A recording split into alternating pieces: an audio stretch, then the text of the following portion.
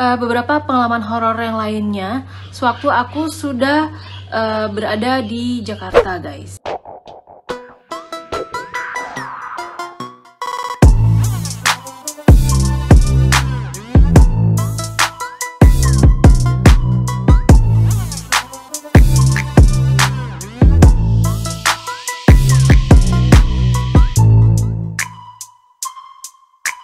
Pengalaman horor aku yang kedua adalah pada saat aku ngekos di daerah Jakarta Pusat waktu itu, di daerah Gunung Sahari. Jadi itu satu kosan, satu rumah, isinya itu ada sekitar kayaknya 10 kamar deh, guys. Di bawah itu 5, di atas itu ada 5. Jadi di bawah itu ada 5 kamar sama satu dapur kecil gitu, guys, di sudut untuk kita masak-masak gitu. Terus kalau kita naik ke atas, pas kita naik tangga persis, di depan tangga itu tuh ada kamar 1, terus di samping kiri kanan itu ada kamar masing-masing 2 gitu, guys. Jadi totalnya 5. Nah, kamar aku itu yang ada di sebelah kanan, yang nomor 1 di depan. Jadi yang di pojok sana ada lagi gitu, guys. Terlebih dahulu follow Instagram aku di @erlianatalia25. Sebelum menyimak vlog dan ceritanya, jangan lupa subscribe channel aku dan nyalakan loncengnya. Terima kasih. Waktu pertama kali dateng sih sebenarnya udah mulai ada rasa-rasa nggak enak gitu, guys. Karena pas masuk kok kayak gini gitu loh, udah mulai ngerasa nggak enak aja. Cuman kan karena waktu itu baru pindah dari rumah saudara, terus tinggal di sana. Belum terlalu ngerti daerah Jakarta juga, itu juga kosan dapat dari temen gitu, guys, teman syuting waktu itu. Akhirnya ya udahlah tinggal di sana aja, dan kebetulan rumah temanku itu persis di belakang kosan itu, jadi deket banget. Jadi kalau aku pikir kalau misalnya aku ada butuh apa-apa, aku bisa langsung hubungi dia gitu, guys.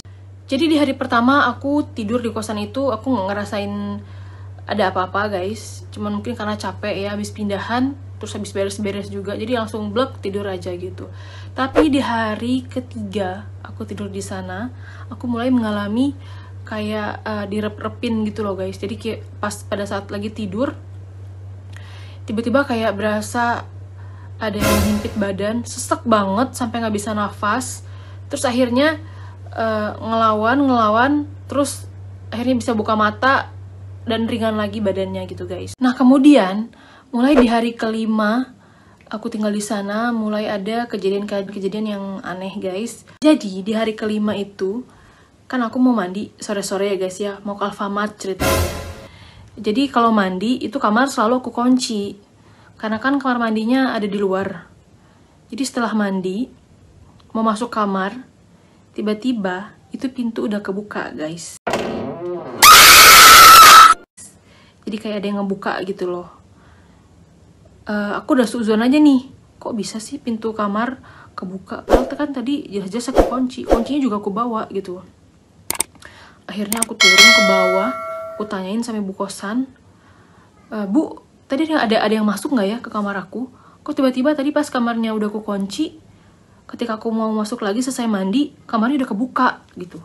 Terus jawaban ibu kosnya cuma, oh, kamu di kamar yang nomor 3 ya? Katanya kayak gitu. Iya, Bu. Oh, itu kamar itu emang pintunya suka error katanya. Kayak apa sih pintunya tuh kayak yang suka kebuka sendiri gitu katanya gitu, guys. Jadi kayak ada yang kendor lah. Jadi kalau misalnya dikunci suka kebuka sendiri gitu katanya. Ya udah deh, nanti deh ntar suruh si Mamang yang bagusin pintunya supaya bagus lagi katanya kayak gitu. Terus aku cerita lah sama temen aku yang ada yang tinggal deket sana kan, namanya Uji. Ji, lu tau nggak tadi pas gue tinggal mandi ada yang buka kamar gue deh kayaknya, bilang kayak gitu. Terus si Uji, bahaya tuh ding katanya kayak gitu. Dia kan manggil gue kan jeding, guys. Nah terus udah bilang sama ibu kos katanya, udah, tapi kata ibu kos itu doang, ada yang rusak gitu pintunya, nanti mau dibagusin sama si Mamang, bilang kayak gitu. Terus temenku, oh ya udah kalau gitu pastiin aja, nanti kalau misalnya emang masih kayak gitu lagi pindah kamar aja katanya kayak gitu. Dan memang, guys, di atas itu 2 kamar itu ada yang kosong. Itu di sebelah kamar aku, sebelah pojok itu kosong, sama di sebelah pojok sebelah sananya itu juga kosong. Jadi yang keisi itu yang di depan tangga sama yang di depan kamar aku persis gitu guys. Tapi yang di depan kamar aku ini kayaknya nggak pernah kelihatan orangnya. Terus yang di depan tangga ini orangnya kayak agak misterius gitu loh guys. Ditegur dia diem aja, nunduk aja. Terus kayak yang kalau ngelihat kita gitu, kalau ngelihat aku pas ngeliat terus langsung nunduk, kayak nggak mau beradu pandang gitu loh guys. Kan jadinya bingung ya, mau negor tapi orangnya kayak gitu. Nanti kalau nggak negor dibilang sombong gitu. Nah terus dia ini juga keseringan nggak ada di kosan. Katanya dia sering nginep di rumah cicinya gitu guys. Oh jadi ya udahlah ya, aku pikirkan. Aku juga nggak mau terlalu cari-cari tahu tentang penghuni yang lain gitu loh. Nah setelah insiden itu ya udahlah, aku udah nggak mikirin lagi. Udah aku pikirkan itu pintu, ya udah itu pintu emang rusak gitu. Emang setelah itu sih pintunya udah nggak bermasalah lagi. Nah terus tengah malam, nggak tengah malam banget sih, sekitar jam 10 jam 11 malam gitu, itu sering ada kayak suara orang naik tangga. Tangganya kan terbuat dari kayu gitu guys, naik tangga kayak guduk gitu naik ke atas. Terus pas di atas aku denger nggak ada buka pintu. Aku pikir kan ibu kos mau ngambil kotak sampah atau ngambil sesuatu gitu kan. Akhirnya ya udahlah, aku cuekin aja. Itu hampir tiap malam kayak gitu. Hampir tiap malam kayak suara orang naik tangga gitu guys. Aku sih juga nggak mikir macam-macam. Mau kepikir manusia aja, orang gitu lah aku pikirkan. Aku pikir mungkin ibu kos atau anaknya ibu kos yang ngambil kotak sampah gitu kan. Sampai pada suatu malam guys, sekitar jam 3 malam, itu ada yang ketok-ketok kamar aku 2 kali. Kebangun dong aku, orang suara ketokannya kenceng banget guys. Yang ada di pikiran aku saat itu, mungkin ibu kos nih, mungkin ada yang salah, atau mungkin ada maling atau ada apa gitu loh. Soalnya ketokannya tuh kayak buru-buru gitu loh, kayak buru-buru pengen minta dibukain gitu. Akhirnya aku bukain pintu, blek, aku buka.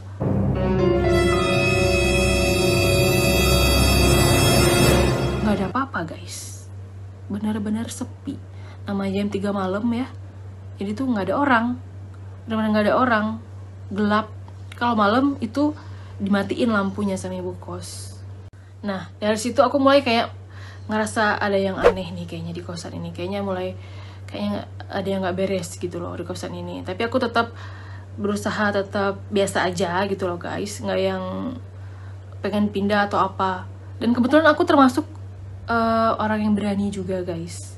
Jadinya ya udahlah kayak gitu-gitu ya udah biarin aja gitu. Sampai pada di suatu malam sekitar jam 3 pagi itu lampu di kosan itu mati. Semuanya mati. Cuman lampu di kosan itu doang yang mati. Lampu kiri kanan nyala. Akhirnya aku turun ke bawah. Aku nggak punya senter. Jadi aku turun ke bawah cuman pakai penerangan handphone doang saat itu. Itu orang-orang di bawah juga udah pada bangun. Tapi yang di atas itu cuma aku sendiri yang bangun guys. Aku pikir mungkin orang-orang di atas itu udah pada nyenyak kali tidurnya ya guys. Pas turun ke bawah tanya, kok lampunya mati ya gitu ya. Terus mereka bilang, mungkin turun kali gitu kan. Akhirnya cekin dong coba di depan. Terus nggak berani, pada nggak berani. Akhirnya yaudah deh gue deh yang cekin ke depan. Di mana itunya tempat screen lampunya gitu loh, ditunjukin sono di sebelah deket pintu sebelah kanannya. Pas dilihat keluar ya emang turun sih guys, emang benar-benar turun. Tapi logikanya kok bisa sih turun gitu loh, kan itu rumah cuman ada 10 kamar, dan kalau malam itu lampu utama yang menerangi tangga itu juga dimatiin gitu. Lampu yang di dapur itu lampu kecil juga dimatiin. Jadi yang nyala paling cuman lampu di kamar-kamar kita aja. Itu pun yang cuman ada orangnya guys. Jadi malam itu aku mikir kayaknya ada orang iseng kali ya di kosan ini gitu. Jadi setiap malam setelah itu aku selalu kunci. Turun lagi ke bawah, sebelum tidur aku turun lagi ke bawah, aku kunci tuh pintu utama yang di luar gitu guys. Takutnya nanti ada orang masuk gitu kan, atau takutnya ada orang iseng atau orang gila yang tiba-tiba masuk, kan bahaya gitu loh. Ya udahlah akhirnya aku lanjutin aja hari-hari seperti biasanya kan di kosan itu. Terus waktu itu hari Kamis sore menjelang maghrib gitu, Setelah mandi, aku masuk kamar. Tiba-tiba dari dalam lemari itu kayak ada yang ngetok-ngetok gitu guys. Lemarinya sampai goyang-goyang. Aku kaget banget dong, kaget terus takut. Terus aku langsung refleks lari keluar guys. Dan untungnya handphone masih di tangan. Akhirnya aku telepon teman aku untuk datang karena aku takut. Aku nggak tahu itu yang ada di lemari apaan. Aku takutnya orang aja nyelenap masuk ke kamar terus ngumpet dalam lemari itu loh guys. Karena masih pakai handuk doang, malu dong ya keluar cuman pakai handuk doang. Akhirnya aku beraniin lagi pelan-pelan gitu, mengendap-endap masuk lagi ke kamar itu untuk ambil mukena yang ada di balik pintu. Tapi pas aku buka pintunya, terus pas aku mau ambil itu mukena yang ada di belakang pintu, tiba-tiba itu lemari goyang-goyang lagi guys. Budeg-budeg gitu loh guys. Langsung kaget, ngambil, nyamber, langsung keluar. Akhirnya aku pakai mukenanya pada saat aku udah turun tangga. Terus pas temanku datang, lalu masuk ke kamar aku untuk ngecek, ternyata itu lemari udah kebuka guys, nggak kekunci kayak tadi. Kan aneh, kok bisa kayak gitu. Akhirnya mulai dari situ udah mulai ancang-ancang nyari kosan baru nih. Aduh, ini kosan nggak beres nih, bahaya gitu kan. Kayaknya ada sesuatu di sini yang nggak beres lah gitu. Jadi nyari kosan juga nggak langsung dapet guys, agak susah sih nyarinya. Sampai pada ada suatu malam yang bikin aku kapok banget itu, kan aku lagi tidur. Aku nggak tahu itu jam berapa. Tiba-tiba itu dari bawah tempat tidur ada ngetok-ngetok guys. Kayak waktu itu ngetok-ngetok dari dalam lemari. Aku takut banget, aku nggak berani turun. Akhirnya aku diam aja di atas kasur itu. Aku tungguin sampai ketokan-ketokannya itu berhenti. Setelah beberapa saat, ketokannya berhenti guys. Aku beraniin diri, turun pelan-pelan dari kasurnya untuk ngeliat ke bawah tempat tidur itu ada apa sih. Itu tempat tidurnya kecil banget guys. Paling ukuran berapa ya, kayak tempat tidur kayu gitu lah. Tapi kecil sih, nggak terlalu gede banget. Tapi ada lorong di bawah tempat tidurnya. Pas aku lihat ke bawah tempat tidur, itu nggak ada apa-apa guys. Bener-bener nggak ada apa-apa. Jadi aku pikir siapa dong yang ngetok tadi. Akhirnya aku tidur lagi. Pas lihat jam itu udah jam 3:30 ternyata. Mau tidur nggak bisa tidur lagi. Akhirnya aku nggak tidur sampai pagi. Terus langsung buru-buru mandi, rapi-rapi, terus berangkat kerja. Pada saat itu aku kerjanya di advertising. Jadi kosan aku di Jakarta Pusat, aku kerjanya di Jakarta Selatan. Jadi untuk berangkat ke kantor itu aku harus berangkat pagi-pagi banget karena naik busway waktu itu guys. Jadi aku kerja sambil syuting gitu loh. Kalau misalnya ada syuting, kerjanya aku izin dulu, terus gitu-gitulah guys. Namanya juga anak kosan lah ya dulu. Karena udah gak tahan lagi sama kondisi kosan itu, akhirnya aku mulai cari-cari lagi kosan guys.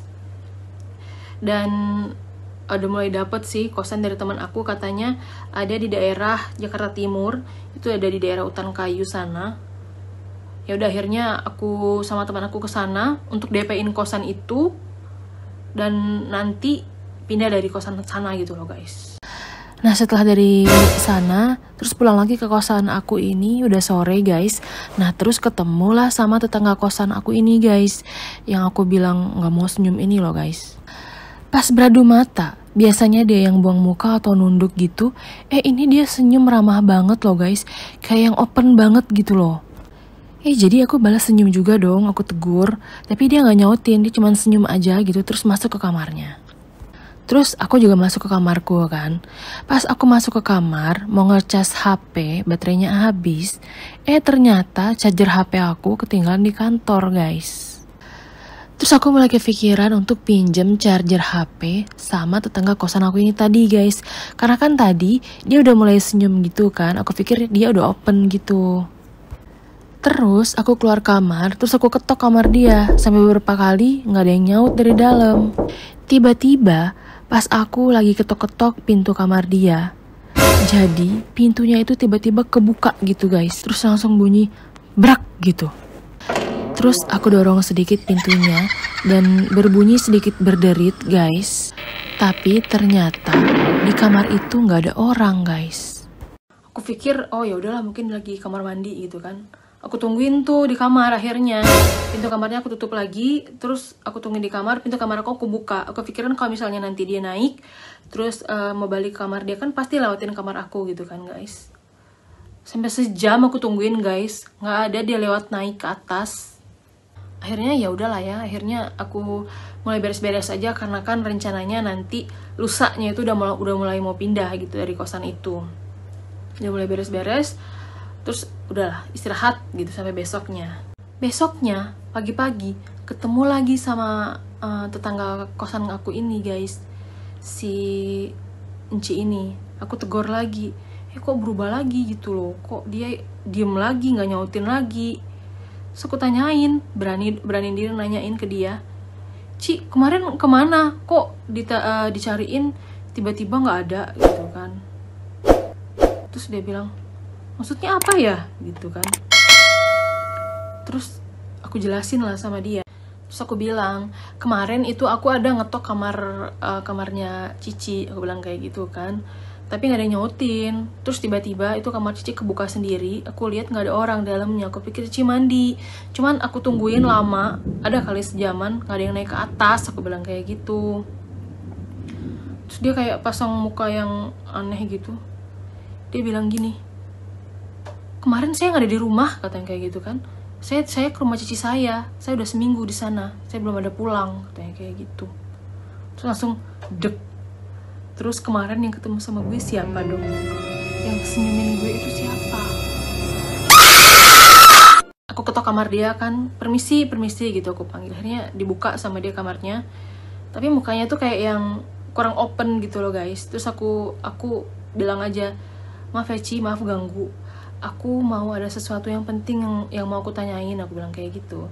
Terus dia yang mau nanya apa, katanya kayak gitu kan. Cici selama tinggal di sini ada yang aneh nggak sih, aku tanya kayak gitu. Terus dia yang mulai kayak diem gitu kan. Terus, emang kenapa, katanya kayak gitu. Terus aku bilang, kok aku selama tinggal di sini kayaknya banyak banget ngalamin kejadian aneh, aku bilang kayak gitu. Selama aku tinggal di sini kayaknya sering banget direp-repin, terus dari lemari itu sering ada yang ketok-ketok. Terus kemarin tempo hari ini yang bikin kapok banget itu dari bawah tempat tidur aku itu ada yang ketok-ketok, aku bilang kayak gitu. Terus dia tuh langsung yang kayak pasang muka cemas, takut ketahuan sesuatu gitu guys. Terus dia langsung masuk ke kamarnya dan tutup pintu kunci gitu guys. Akhirnya aku juga masuk kamar aku. Terus aku mikir, kok kayaknya ini kosan aneh banget gitu loh guys. Akhirnya aku beraniin diri untuk ngetok kamar dia dan nanya tentang kosan ini guys. Terus akhirnya, ya udah deh masuk dulu, katanya kayak gitu. Akhirnya dia ngajakin aku masuk ke kamarnya dia. Terus aku duduk kan di lantai, karena nggak ada kursi di kamar kosan, jadi duduk di lantai nungguin dia, dikasih aqua sama dia. Kayaknya mau ngajakin ngobrol panjang nih guys. Terus dia mulai cerita. Dia bilang, sebenarnya saya ngekos di sini tuh udah lama, tapi saya jarang ada di kosan sini. Saya seringnya tidur di rumah cici saya, katanya kayak gitu. Cuman karena tempat kerjaan saya deket sama kosan ini, mau nggak mau saya harus ngekos di sini, katanya kayak gitu. Itu juga paling sebulan saya pulang ke sini paling 3 kali, katanya kayak gitu guys. Terus aku bilang, emang kenapa Ci nggak betah tinggal di kosan ini? Kok sering ditinggal-tinggal gitu loh? Kan katanya kantornya deket dari kosan ini gitu kan, sedangkan rumah cicinya ini katanya di daerah mana, pokoknya jauh lah dari kosan itu gitu loh guys. Kan agak aneh gitu loh. Terus dia kasih tahu, kata dia, di kosan ini itu ada 10 kamar, di bawah itu kan 5, di atas itu ada 5, tapi di atas ini yang terisi cuma 2 kamar, yaitu kamar aku sama kamar dia. Nah, yang 3 kamar ini itu kosong guys, nggak ada orangnya. Yang di depan kamar aku persis itu tadinya ada orangnya, tapi ditinggal gitu aja gitu katanya barang-barangnya dan belum pulang-pulang lagi. Terus dia bilang juga, dia mau kasih tahu aku sesuatu, tapi aku nggak boleh ngomong sama ibu kosannya, karena dia takut dimarahin sama ibu kosnya. Jadi, dulu di kosan itu guys, di sebelah kamar aku, pernah ada seorang cewek yang ngekos di sana, yang mati gantung diri. Jadi pada hari itu, perempuan itu berantem hebat sama cowoknya. sampai kayak tunjuk-tunjukkan gitu katanya di sana. Terus tiba-tiba ada perempuan yang nyamperin, ternyata itu cowok udah punya istri guys. Akhirnya dia dilabrak di sana, mereka berantem hebat bertiga di sana. Dan setelah cowoknya dan istrinya itu pulang dari sana, itu cewek cuman mengurung diri seharian di sana, nggak keluar kamar. Dan besok paginya ditemuin dia udah meninggal gantung diri di atas tempat tidur. Dan setelah dibawa ke rumah sakit, ternyata perempuan ini meninggal dalam keadaan hamil 5 bulan guys. Perutnya nggak kelihatan karena orangnya kecil katanya. Dan itu yang bikin si teman kosan aku ini tadi itu takut untuk tinggal di sana, untuk pulang ke kosan itu tiap hari katanya. Karena dia pernah diganggu sekali, pintu kamarnya itu diketok tengah malam kayak aku itu guys. Jam 3 malam sama kayak aku diketok, tapi nggak ada orang. Nah, mulai dari sana dia kapok, dia takut. Akhirnya dia nggak berani pulang ke kosan itu terus-terusan gitu, karena kan dia tahu ceritanya gitu guys. Akhirnya karena sudah tahu cerita yang sebenarnya yang terjadi di kosan itu, akhirnya aku semakin bulat tekadnya untuk pindah dari sana. Dan teman aku itu tadi ternyata juga pindah dari sana guys. Dia akhirnya tinggal sementara di rumah cicinya, katanya nggak apa, dia bolak-balik jauh dari tempat kerjanya, yang penting dia hidupnya tenang gitu loh. Karena kan setelah aku pindah dari sini, itu dia sendiri lagi di atas sana, jadi dia mulai kayak lebih takut gitu loh guys, nggak ada orang lain lagi di sana selain dia gitu. Besokannya aku langsung pindah dari sana, barang-barang aku kemasin, naik taksi, dan kunci aku serahin ke ibu kosan. Ibu kosnya kan kaget, loh emang mau kemana, katanya kayak gitu. Nggak bu, saya mau pindah kosan aja karena kerjaan saya pindah, saya bilang kayak gitu aja. Nah itu dia guys, sedikit cerita tentang pengalaman horor aku guys. Nanti next time aku bakal coba bikin lagi cerita-cerita horor atau cerita-cerita mistis lagi. Mungkin dari pengalaman temanku atau mungkin dari pengalaman orang-orang terdekatku yang bakal aku ceritain. Kalian bisa request juga, kalian mau diceritain tentang apa, atau mungkin kalian ada requestan apa, kalian boleh komen di bawah ya guys. Kalian tulis aja kalian mau request apa. Jangan lupa subscribe, like, dan share ke media sosial yang kalian punya ya guys. Dan jangan lupa untuk nonton juga video-video aku yang lainnya ya guys. Terima kasih, sampai jumpa lagi.